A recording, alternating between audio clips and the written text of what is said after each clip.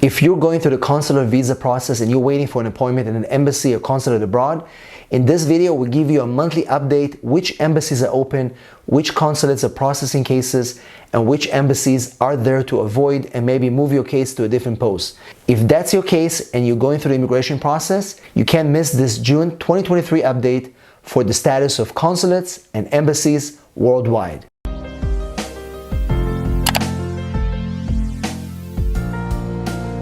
Hello everybody and welcome back to our immigration channel. This is where we explain complex immigration matters in short, simple videos. We make immigration easy. And in this video, we'll give you, like we do every month, an update about embassies and consulates worldwide, which one is open, which ones are closed, which ones are processing cases, and which ones you need to avoid and maybe move your case to a different post. In this particular video, we have some very important information for those of you that are processing cases in Moscow. Some big changes. We'll update them in the next few minutes. Before we do that, if you're here for the first time, make sure to subscribe to our channel, click the notification bell so you don't miss any of our videos, and also give us a big like so YouTube will be able to show this video to more people just like you. Alright, so let's talk about the status of embassies and consulates worldwide. And as you know, as these embassies are starting to reopen more and have more people to process these applications, you also see a correlation between the number of cases that are being released from the National Visa Center, because as you know, until these embassies are allowing the National Visa Center to send cases to them, until they open interview slots, the National Visa Center is not going to be able to send cases. And even if your case is documentary qualified, and even if your priority date is current, the embassies are not going to open interview slots until they're available, and therefore National Visa Center will sit on your case. And again, before we jump into these embassies and consulates, one important question that it's important to address is that people call my office or send me messages or even in the comments saying that my case is documentary complete. Why these embassies are not opening interview slots? Why is NVC still holding my case? And I explained to them, yes, it is okay that you're documentary qualified, which means that your documents are done. National Visa Center doesn't need any more documents from you, and they're just waiting for those embassies to open interview slots for you. But also remember that if your priority date is not current, which means that you have to go to the visa bulletin and check and see if your date is current. If your date is not current, your case is not going to be scheduled for an interview. And remember, every month we also do a video explaining and covering the visa bulletin. So make sure you watch these videos because you have to learn how to check that your dates are current, and of course your case has to be documented complete. But it's not enough just to be documented complete. You have to be also current with your priority date. Otherwise, there's no visas available for the embassies to schedule an interview for you. All right, let's jump into the embassy review. And again, if we missed your embassy this time, please post it in the comments below so we'll be able to research and provide information about your embassy in the next video. So let's start with the US Embassy in Moscow. As you know, the US Embassy is closed and is not processing any visa applications at the moment. What the State Department have done in the past few weeks, they have designated two alternative embassies. The first one is the US Embassy in Tashkent, Uzbekistan. This is primarily to process IFR visas, visas for parents of US citizens. There's been a really big backlog for nationals of Russia, and therefore this embassy is going to be picking up the pace and trying to process more of these applications.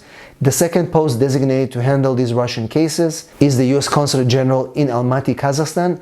This consulate will also process IR5 cases for parents of US citizens, as well as other applications concerned with Russian nationals. So if you have a case that was normally processed in Moscow, make sure you contact these two posts to see if your case can also be processed over there. And the National Visa Center is aware of that, and they are working with these consulates to communicate and send cases over there. Moving to the US Embassy, Mexico, Ciudad Juarez. This embassy is working, but it's working very slow. There's a lot of delays, a lot of backlog. So if you have cases in Mexico, you really have to be patient and find a way to communicate with the post through email. They do respond to emails, because many of these applicants who go to Ciudad Juarez family petitions, they also require waivers. And because people don't realize that unless your waiver is approved, waiver for the unlawful stay or many other or any other waiver, misrepresentation, you should not attend an interview. You shouldn't be going to the interview unless you have an approved waiver. So it's your responsibility to reschedule your interview to make sure you don't cause delays for yourself and for other applicants. The U.S. Embassy in Santo Domingo is open, fully open, interviewing immigrant visas and non-immigrant visas. This embassy is also taking third country nationals, specifically for visas like O1 and H1 renewals. So if you're stuck in your country is not fast enough, you should definitely check with Santo Domingo. In terms of their own cases, KR1s, IR1, CR1 cases are being processed in normal processing times, and this particular post is really good in responding to emails. Moving to Thailand, the U.S. Embassy in Bangkok resumed routine visa services. They're processing non-immigrant visas as well as immigrant visas, KR1 visas, IR1 cases, and CR1 cases, as well as student visas. And the U.S. Embassy in Bangkok is taking third country nationals. Remember, they are also getting busy right now, so there may be a point where they're not going to take those cases, but for the moment they do. So if you need to move your case to Bangkok, make sure you do so properly, communicate with the embassy, and only once you get a confirmation, you should let MVC know that your case will be processed in Thailand. Moving to Brazil, U.S. embassies in Rio, as well as Sao Paulo, resumed routine visa services. They're processing non-immigrant and immigrant visa cases. There's definitely been an increase in processing of student visas in Brazil after a long time, after a long period of really slow processing. So right now they're definitely working better. In terms of family petitions, K1 visas are really slow in Brazil, and a lot of our clients are reporting long delays and long wait times in Brazil. If you have cases processed in Sudan, U.S. Embassy in Khartoum suspended routine visa services. Currently, nothing is being processed over there because of the violence in the country, and until further notice, you should be seeking other posts to process your cases, especially if you have emergencies to travel to the United States. Moving to Nigeria, U.S. Embassy in Lagos are working on a limited capacity. They're not processing cases on a regular basis. There is an issue with staffing over there, and just cases are taking forever. So if you're waiting for IR1, CR1 cases, K1 visas, as well as IR5 cases, it's going to take a while for this embassy to open interview slots. In the meantime, even if you're documentary qualified, your cases are sitting in MVC waiting for Lagos to open its doors and schedule interviews. Moving to the U.S. Embassy, Tel Aviv, Israel, this embassy is working pretty good, and routine visa services resumed for a while. They're processing a lot of applications, especially E2 visa cases, as well as other non-immigrant visas. In terms of K1 and other family petitions, routine visa services resumed. They are processing cases in a fairly speedy manner, and Israel is also taking third country nationals on a case-by-case basis. So if you're stuck in Europe and you need support, you may want to check with the U.S. Embassy in Tel Aviv and see if they can also accommodate your case as well. Moving to Colombia, U.S. Embassy in Bogota resumed routine visa services. They're processing a lot of business cases, H1 renewals, as well as F1 visas, student visas. So that's a good news, as well as family petitions are also being processed. Again, this embassy, while it's working on a routine basis, they are not a huge post. Therefore, it's taking longer to schedule cases in Bogota.